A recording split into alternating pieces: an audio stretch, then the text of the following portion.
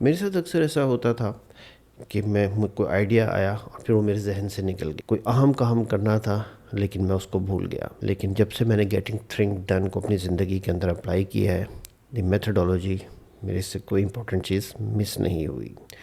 Getting thing done by David Allen is a very effective way. اس کے 5 steps ہیں. Number 1، capture. جو بھی آپ کے ذہن میں آئیڈیا آئے اس کو لکھ ڈالیے.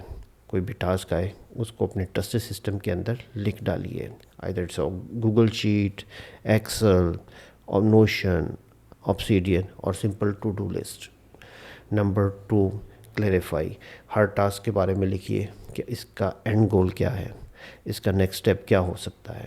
Number 3، organise. اس ٹاسک کو اس کی جگہ پر رکھیے، ارجنٹ ہے، امپورٹنٹ ہے، ابھی کرنا ہے یا کبھی کریں گے.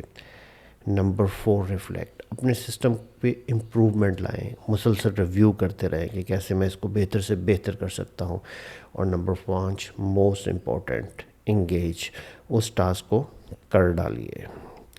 میرے دوستو، یہ trust system is a so good, ہزاروں لوگوں کی زندگی بدل چکا ہے. اب آپ کی باری ہے کہ آپ اپنی زندگی کیسے بدلتے ہیں.